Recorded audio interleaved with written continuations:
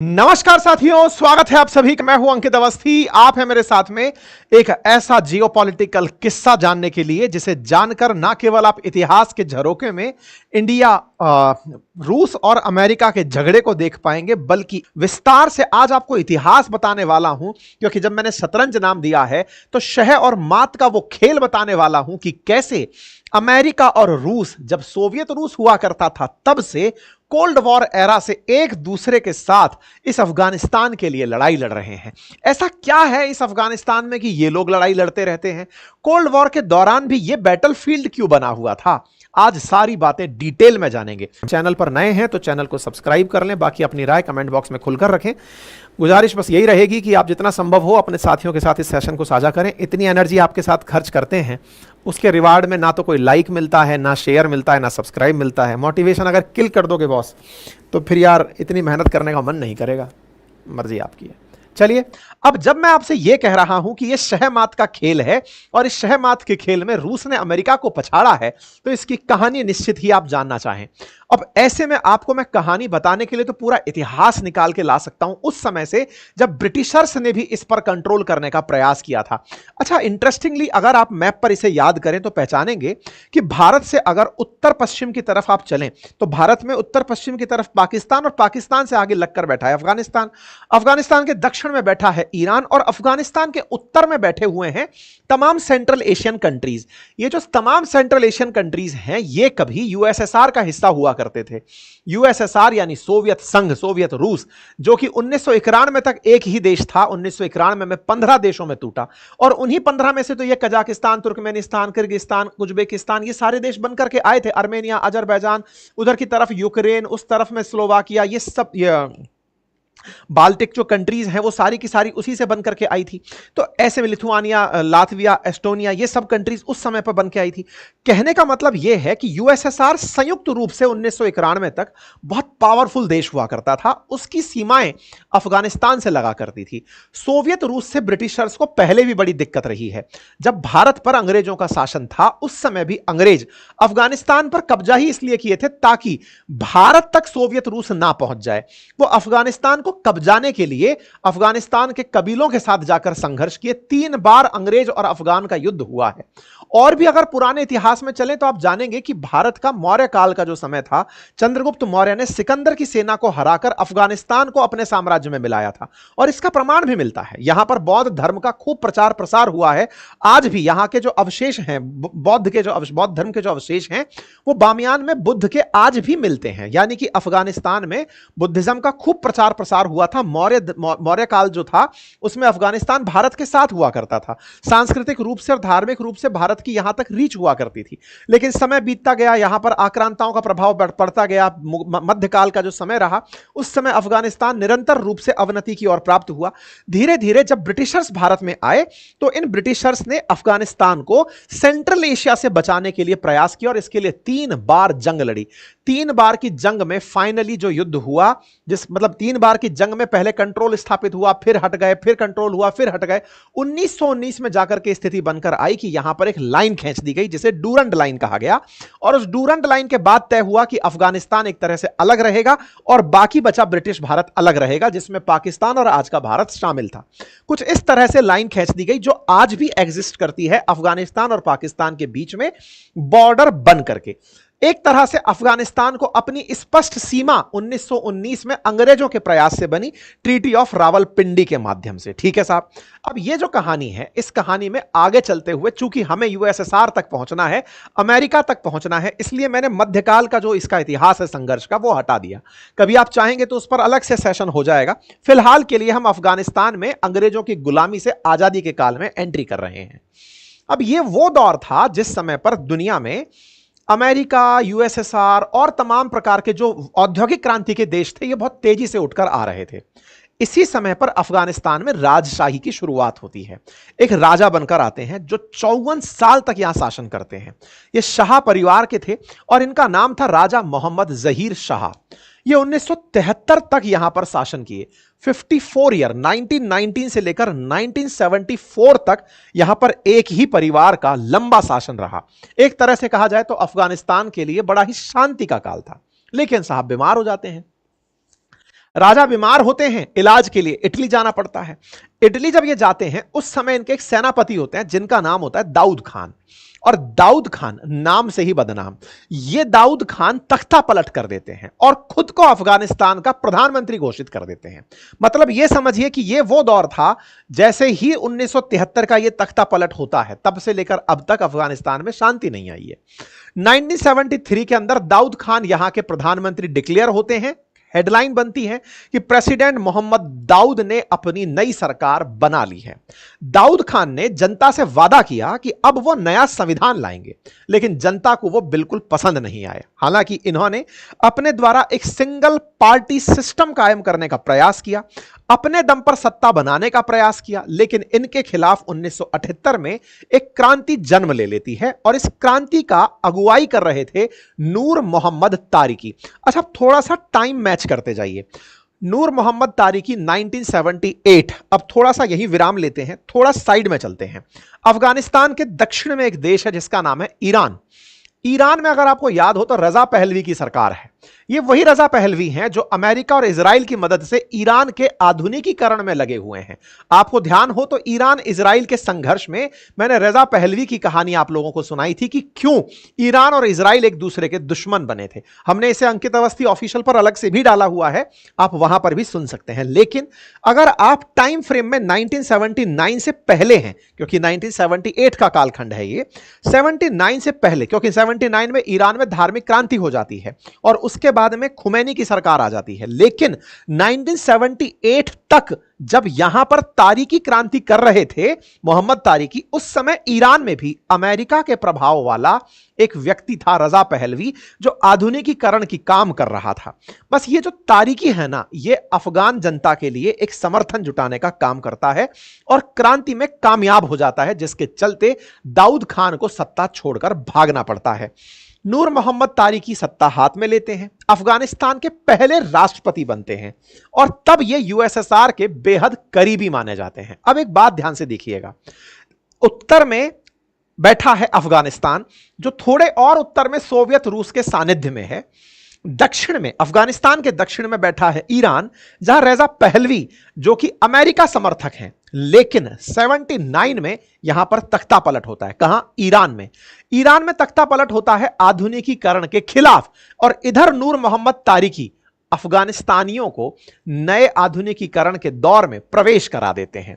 ये अफगानिस्तान में कई तरह के स्कूल, कॉलेज, इंडस्ट्रीज बनाने का प्रयास करते हैं, महिलाओं की आजादी की बात करते हैं। कहा जाए तो अफगानिस्तान के सबसे प्रोग्रेसिव लीडर कहलाने लगते हैं। ये वो व्यक्ति हैं जिन्होंने अफगानियों से कहा कि हम अपना ड्रेसिंग सेंस बदलेंगे, हम लोग हैंडसम लगेंगे, अच्छा जीवन जिएंगे, हम अच्छे से रहेंगे। सोवियत रूस के उनके ऊपर कृपा बनी रहती है।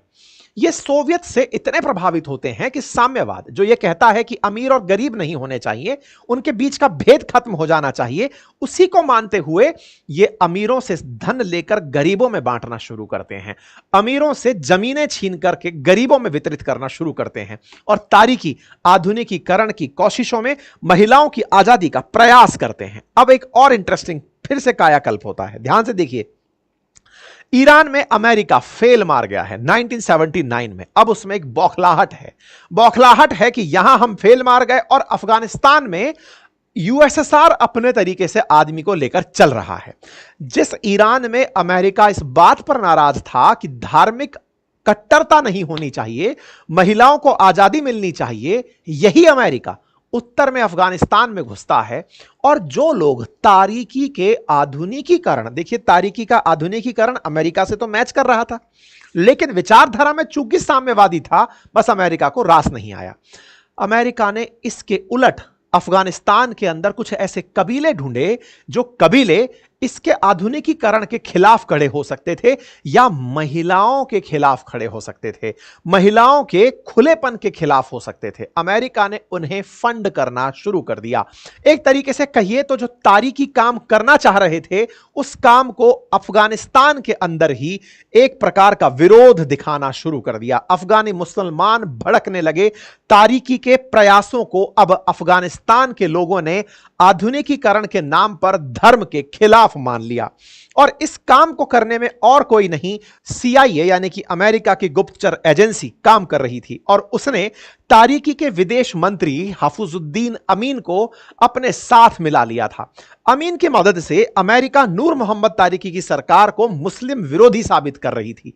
हर जगह जहां जहां देखिए, अभी ईरान में ये पिटाई खाकर आए हैं, लेकिन अफगानिस्तान में यही दाव जो अफगानिस्तान ईरान में जहां खुद फेल मारे, वही अफगानिस्तान में खुद चल रहे हैं। और इसी बीच में अमेरिका ने इस तारिकी की सरकार को हटाने के लिए और इस अमीन की सरकार को बनाने के लिए अफगानिस्तान के लोगों को ट्रेनिंग देना शुरू कर दिया। और इसी ट्रेनिंग में मुजाहिद बनाने की ट्रेनिंग पाकिस्तान में दी जाने लगी। पाकिस्तान आतंकियों का ट्रेनिंग कैंप ताजा नहीं है साथियों, यह उस दौर से पाकिस्तान ट्रेनिंग कैंप 1979 से बना हुआ है। इतना ही नहीं, अमेरिका अपने साथी देशों में से सऊदी के लोगों को भी कहा, कुछ लड़ाकों से कहा कि जाओ और तारिकी की सत्ता को हटाओ।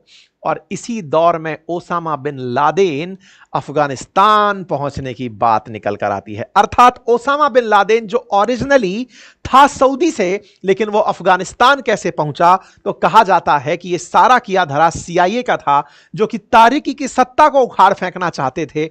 ऐसे में जो भी लोग धर्म के साथ थे, यानी कि इस्लाम का चाहते थे, तारिकी के आधुनिकीकरण के विरोध में थे, आधुनिकीकरण को काटने के लिए CIA ने तमाम प्रकार से धार्मिक कट्टरता को हवा दी। और वो लोग जो धर्म के नाम पर जिहाद कर सकते थे, उन्हें अफगानिस्तान भेज दिया गया। और इसी क्रम में ओसामा बिन लादेन अफगानिस्तान आते हैं, अल-कायदा अफगानिस्तान में एंट्री कर जाता है।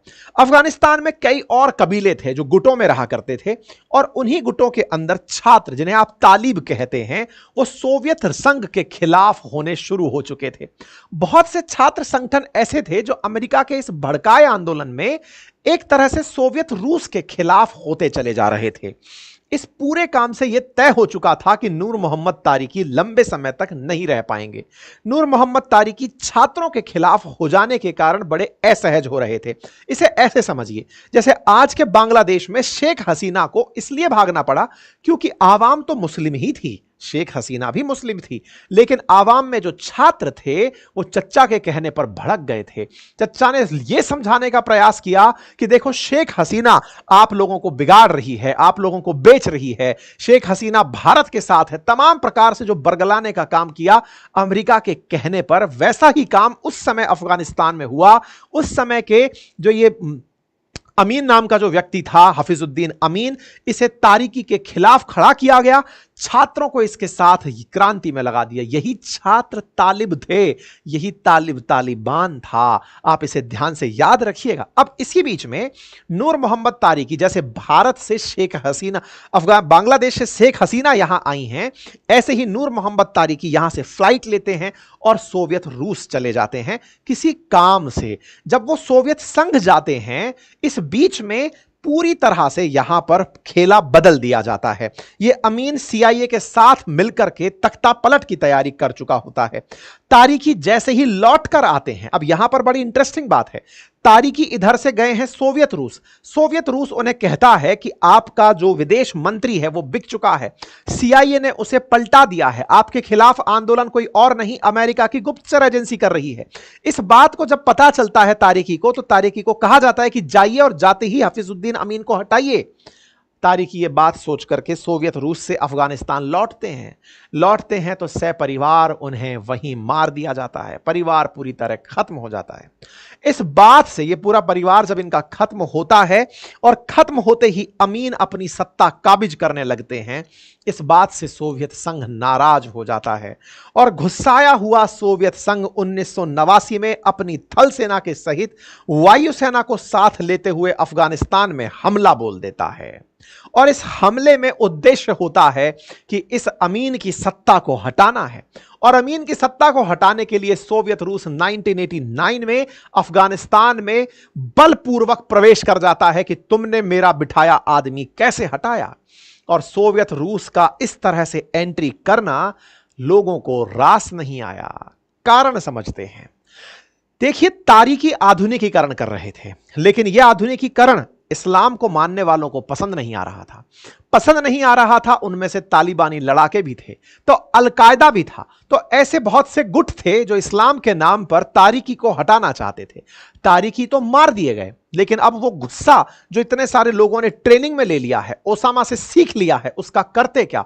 उसका उपयोग हुआ रशिया के खिलाफ। रशिया ने जैसे ही 1989 में तारीकी के खिलाफ अमीन को मारने के लिए पूरी स्ट्रेटजी रची, जैसे ही सोवियत के टैंकर अंदर घुसने शुरू हुए, क्योंकि जस्ट ऊपर तो सोवियत था, जैसे ही टैंकर अंदर की तरफ घुसना शुरू हुए, लोग सोवियत रूस के खिलाफ हो गए। कहा कि तुम तो ईसाई हो और हम मुसलमान हैं, तुम हम पर आकर के हमला कैसे कर सकते हो? यह धर्म युद्ध में बदल गया और यह भड़काया हुआ खेल सारा CIA का था। सोवियत रूस की यहां दाल नहीं गली। 1989 में हुआ है यह हमला और 1991 में तो सोवियत रूस 15 देशों में बदल ही गया। यानी सोवियत रूस यहां पर अपने पैर नहीं जमा पाया। वो आया था जिसे मारने, उसे मारने में कामयाब रहा। बाकायदा सोवियत रूस ने यह कहा कि मैंने तारीकी के समय पर एक एग्रीमेंट किया था कि अगर कुछ भी होगा तो मैं रक्षा के लिए आऊंगा, मैं इसलिए आया। 8500 सैनिक लेकर के रूस अंदर एंट्री करता है और बकायदा इस अमीन को मार गिराता है और अमीन को मार करके अफगानिस्तान के अंदर एक और नेता को नए सरकार का प्रमुख नियुक्त कर देता है कि लीजिए इस व्यक्ति को सरकार के अंदर बिठाइए। सोवियत रूस के द्वारा नया सत्ता परिवर्तन और उस अमीन की हत्या, ये सब काम हो रहे होते हैं, लेकिन मुजाहिदीनों को यह पसंद नहीं आ रहा होता है कि तुम हमारे देश में घुस करके ईसाई होकर के हम पर कैसे राज करने आ जाते हो। यह धर्म युद्ध था और इस युद्ध में सोवियत को लौटना पड़ा। 1991 तक आते आते सोवियत पूरी तरह टूट चुका था और सोवियत की सेनाएं परास्त होकर के अफगानिस्तान से लौट रही थी। उस समय का दर्द, सोवियत रूस का जो दर्द है, वो पुतिन के कहीं जहन में था। जो तालिबान सोवियत को यहां से भगाया था, वही तालिबान अपना एक लीडर पा लिया था और उसका नाम था मुल्ला उमर। मुल्ला उमर वो व्यक्ति है जिसने अफगानिस्तान की सत्ता तालिबान के हाथ में सौंपी। तालिबान बोले तो छात्रों का संगठन। यह मुल्ला उमर ही था जिसने अफगानिस्तान में ओसामा बिन लादेन के साथ वफादारी निभाई। ओसामा बिन लादेन और मुल्ला उमर अफगानिस्तान के अंदर सत्ता चलाने लगे। खेला सही चल रहा था, लेकिन जिनके मुंह खून लग चुका था, अब वो अपना विरोधी ढूंढ रहे थे। सोवियत रूस निकल जरूर गया था, खुद के संघर्ष से पीड़ित था, लेकिन यह समझाने में कामयाब हो गया कि अरे मूर्खों, ये वही देश है CIA, ये वही है अमेरिका जो ईरान में इसलिए निकला है, ईरान से बाहर इसलिए आया है क्योंकि इसे इस्लाम पसंद नहीं था और यहां आकर के तुम्हारे हित की बात कर रहा है। यह बात जब ओसामा को समझ में आई, ये बात जब तालिबान को समझ में आई, तो ये अपने आप में इस बात के लिए तैयार हुए। सोवियत रूस ने भड़काया कि बेटा तुम्हारा उपयोग हुआ है, तुम्हारा इस्तेमाल हुआ है और इस इस्तेमाल का जाओ और अमेरिका के खिलाफ उपयोग करो। बस क्या था, खेला हो बे। हुआ क्या? 9/11 का हमला हुआ। आतंकियों के द्वारा जो हमला अमेरिका पर हुआ, वो अमेरिका पर अब तक का सबसे बड़ा हमला था। आप सभी जानते हैं 9/11 का हमला जो 2001 में हुआ, जिसने अमेरिका को पूरी तरह हिला दिया। अमेरिका ने कल्पना भी नहीं की थी कि मेरे द्वारा पाले गए ये लोग मुझ पर ही हमला करने आ जाएंगे और मुझ पर हमले के पीछे की बड़ी वजह इनके अंदर पनपी मेरे ही खिलाफ नफरत होगी, क्योंकि ये लोग मेरे ही पैसे पर पले, मुझसे ही ट्रेनिंग लिए, मेरे ही कहने पर पाकिस्तान में ट्रेनिंग लिए, सऊदी में ट्रेनिंग लिए, जहां तहां ट्रेनिंग लिए और ट्रेन होकर के हवाई जहाज हाईजैक करके मुझ पर ही गिरा दिए। अमेरिका 2001 में अपने ही ट्रेन किए हुए लोगों को मारने के लिए अफगानिस्तान पर चढ़ाई कर देता है। 2001 से लेकर के 2021 तक 20 साल में ना तो तालिबान खत्म हुआ और ना ही अफगानिस्तान में सत्ता परिवर्तन। 20 साल का संघर्ष रहा। ओसामा पाकिस्तान में मारा गया, अफगानिस्तान में नहीं। अफगानिस्तान में तमाम वो प्रयास जो इन्होंने किए कि हम तालिबान को खत्म कर देंगे, अलकायदा को मिटा देंगे, वो अफगानिस्तान में पनपी गुरिल्ला टैक्टिक के चलते अमेरिका को लगातार मात देते गए। अमेरिका ने भी आकर अपने पसंद के लोगों को यहां सत्ता में बिठाया और उन सत्ता को लोगों ने स्वीकार भी किया, कहा कि यहां लोकतंत्र की स्थापना हो रही है। लेकिन अमेरिका फाइनली अपनी ही बात पर हार गया, क्योंकि सोवियत रूस अब जो रूस के द्वारा प्रतिनिधित्व कर रहा था, वो कहीं ना कहीं इनमें खुरपेच कर रहा था कि बेटा जाओ और इन्हें उखाड़ने का काम करो। काम ऐसे ही चला, काम चला। यहां पर कई सरकारें बैठी, उन सरकार को तालिबान ने टिकने नहीं दिया। परिणाम जो है वो आपके सामने है। परिणाम यह है कि अफगानिस्तान से अमेरिका को निकलना पड़ा और तालिबान के हाथों सत्ता सौंपनी पड़ी।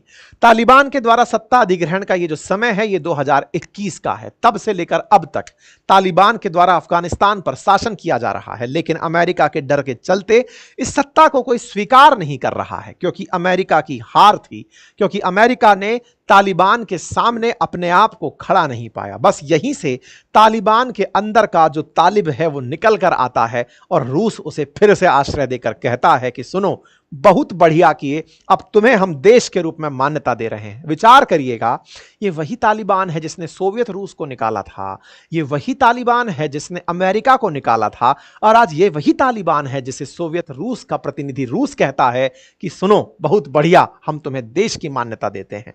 क्या आपको शतरंज का ये शह और मात का खेल समझ में आया? और अगर आपको ये कहानी समझ में आई तो अब आप समझ गए होंगे कि जियोपॉलिटिक्स में कोई किसी का परमानेंट शत्रु नहीं होता और कोई परमानेंट मित्र नहीं होता। और इस मित्रता और शत्रुता में शह और मात केवल अपने अपने हितों के साथ चल रही होती है। जो लोग धर्म के ऊपर झगड़ रहे होते हैं वो किसी के हाथों झगड़वाए जा रहे होते हैं। ये खेला कुछ और है बाबू भाई। उम्मीद है कि समझ में आ जाए इन्हें भी, और जब ये समझ में इनको आ जाए तो दुनिया में शांति की आप उम्मीद पढ़ लिख कर जियोपॉलिटिक्स कर सकते हैं। जानकारी पसंद आई हो तो साथियों से साझा करें, चैनल पर नए हैं तो सब्सक्राइब कर लें, और जैसा मैंने आप सभी से अभी कहा, थैंक यू सो मच।